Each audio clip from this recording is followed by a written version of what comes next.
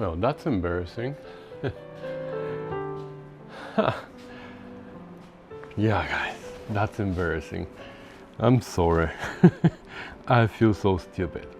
At least I found my own mistake. Nobody pointed it to me before I found it, because that was gonna be even more embarrassing. So, okay, welcome to another episode of the 1967 Spitfire that we are rebuilding the engine for. And in the last episode we took lots of measurements of the engine and we determined what needs to be machined, what doesn't need to be machined, and I made a stupid mistake. Well, it wasn't critical because it didn't lead to anything that was gonna be disastrous. However, it affected my decision a little bit about what we should do with this engine. So crankshaft measurements and camshaft journals and all that, that was okay. We figured it out, and we know that we have to machine the crankshaft because it's tapered and out of round and all that. So we're gonna go to the next size bearings, which is 0.20. However, for the cylinder bore, when I went and I measured, they were about 2.9 to something, but when I came to the spec, for whatever reason, I looked at this spec, which is only for Spitfire Mark 1 and Mark 2, for the smaller engine, which is 1147 cc, I believe. So I looked at this spec and I said, oh, we are about 200 tau bigger than this spec. So I thought maybe we have a 1500 cc engine here. So I went online, I googled it, and it told me it was about 2.901 something. So 2.9 inches is the bore for the 1500 cc engines. I got confused that this was the 1300 and 2.9 was the 1500, so I thought that we had a 1300 cc engine bored out 200 tau to be brought to 2.9. However, as I was watching my video, which went online already, and about 200 people watched it already, and I'm watching it as well just to see if I made a mistake somewhere or something, and of course I see my own mistake. Instead of looking here, I was supposed to look here. This is the spec for the Spitfire Mark III engine, the 1300 cc. So yes, the spec is 2.9005. So we had the correct cylinder bore there, which we had also bored out 20 thou to be 2.92 something. So short story long, we have a regular 1300 cc engine.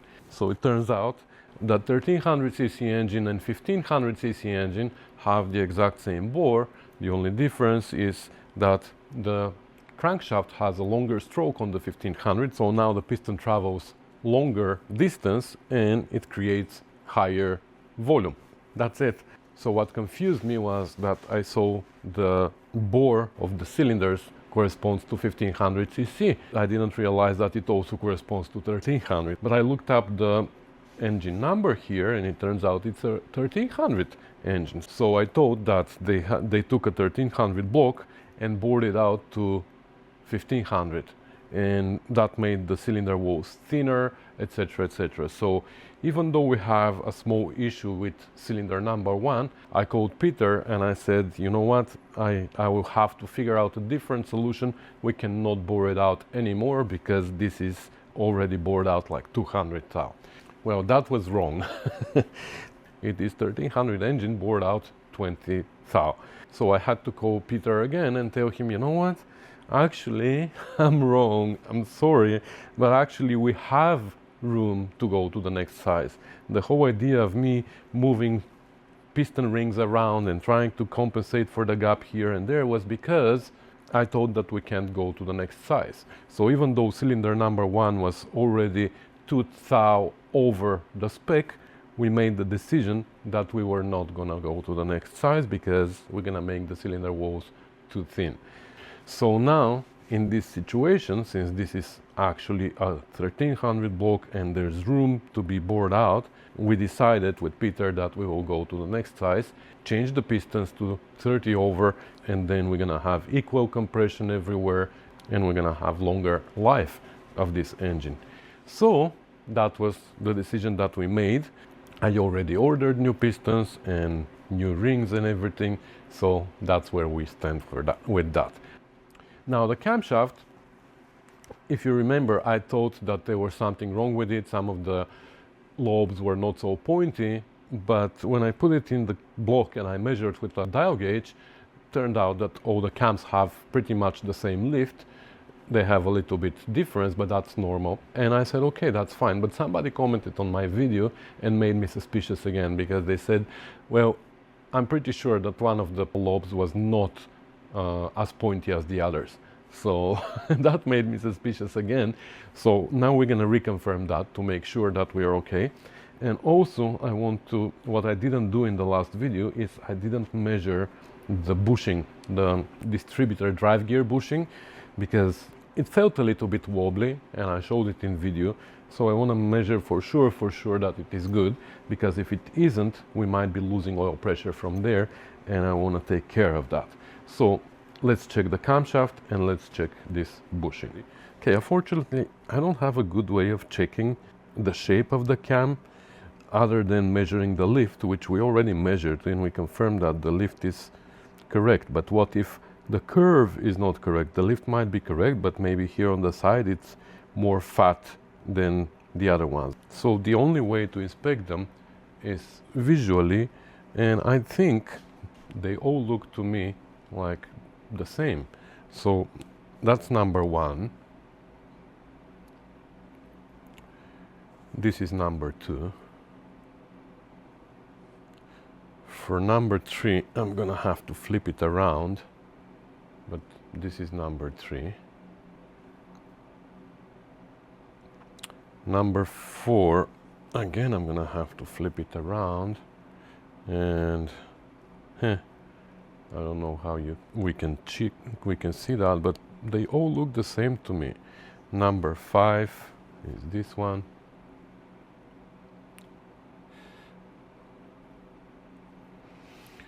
Number six is this one. Number seven.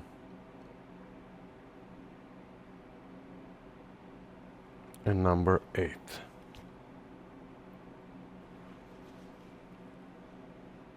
I don't know. For me, I don't see anything wrong with the shape. And this one, this is the fuel pump, right?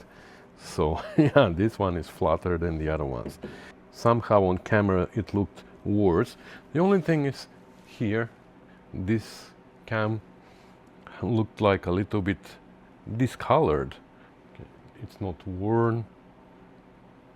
There's no nail catchers. Just looks a little bit discolored. I don't know why right here, but all the other cams look perfect. So yeah, as long as they have the same lift. So I'm just gonna leave it. I know if I put a degree wheel on it and measure the lift at 10 degrees, at 20 degrees, at 30 degrees, etc., compare those, so that's gonna give me the shape. But is it worth? I don't think so. I think it is a good camshaft, and I'm just gonna let it be. Alright, so distributor drive gear. The end float of the drive gear, we're gonna need that much later, but it is 3 to 7 thou. Wow, that's a big end float. Anyway, we're gonna discuss that at some point. So the spindle diameter, that's the drive gear spindle diameter, is 1.5 to 2 thou less than half an inch. So the bush bore needs to be 5/10 to 1 thou more than half an inch. So the tolerance is about 2 thou here, I believe, or even 3. Anyway, I don't have pin gauges, precisely machined pins with exact sizes. I don't have those, they are expensive. So I found a valve guide. Turns out that valve guides are 503 thou. I measured it.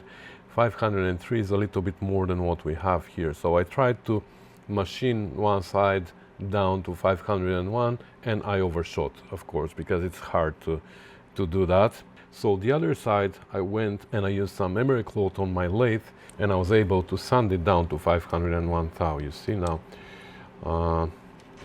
Actually, let's go to the block. Okay, so the size that I overshot a little bit became 96, I believe. Hold on. Yeah, became 96, 97 and a half, right? So 97, less than a half, but whatever. This side goes in no problem, and look how much play it has. Like, I want to show you the play, but you can't see. You see it? So it has pretty much the same play as our shaft, the drive gear. This side I was able to sand with emery cloth to 501 thou.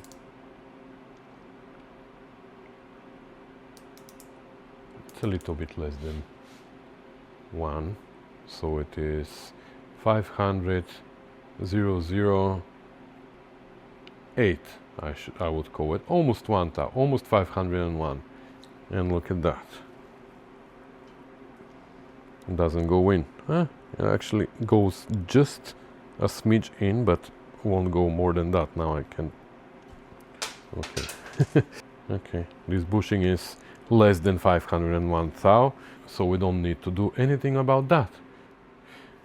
One more thing that I wanted to check, and I never checked, was the bed of this valve here. We just want to make sure.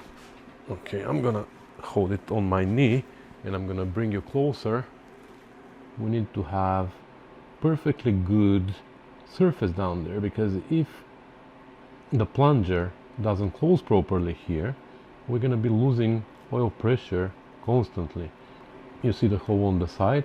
That's where the bypassed oil goes if we have too high oil pressure. So I'm gonna take something and I'm gonna try to clean that surface down there, because that's just like the valves on the head. If that valve doesn't hold properly, we're gonna lose pressure from there.